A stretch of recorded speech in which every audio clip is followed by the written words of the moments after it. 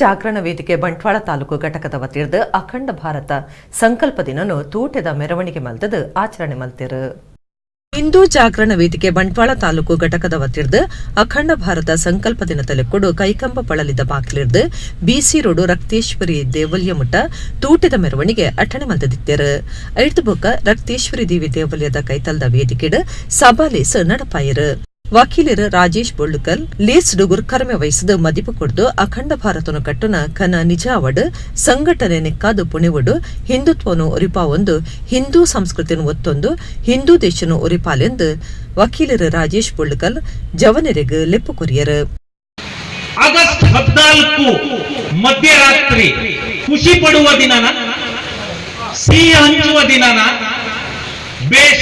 ಬ್ರಿಟಿಷರ ಕೈಯಿಂದ ನಮಗೆ ಸ್ವಾತಂತ್ರ್ಯ ಸಿಕ್ತು ಅಂತ ಹೇಳಿ ಬೆನ್ನು ತಟ್ಟುಕೊಳ್ಳುವಂತ ದಿನಾನ ನಮಗೆ ಅದು. ಸ್ವಲ್ಪ ಯೋಚನೆ ಮಾಡಿ ಸ್ನೇಹಿತರೆ, ನಾನು ಏನೀಗ ಮಾತಾಡ್ತಾ ಇದ್ದೀನೋ 70 ವರ್ಷದ ಹಿಂದೆ 1947 14 ಆಗಸ್ಟ್ ಈ ಸಮಯದಲ್ಲಿ ಭಾರತ ಮತ್ತು ಈಗಿನ ಪಾಕಿಸ್ತಾನದ ಗಡಿಯಲ್ಲಿ ನನ್ನ ನಿಮ್ಮ ಅಣ್ಣ ತಮ್ಮಂದಿರು ಲಕ್ಷಾಂತರ ಜನ ಈ ದೇಶಕ್ಕೋಸ್ಕರ ಬಲಿದಾನ ಮಾಡಿದ್ರು ಅಂತ ಹೇಳಿದ್ರು ಅತಿಶಯೋಕ್ತಿ ಆಯ್ತು. ಒಂದು ಸರಿಯಾದ ರಸ್ತೆ ಮಾಡಲಿಕ್ಕೆ ಬಾರದಂತಹ ಸರ್ಕಾರಗಳನ್ನ, ನಾಯಕರನ್ನ ನಾವು ಆರಿಸಿ ಕಳಿಸಿದೀವಿ.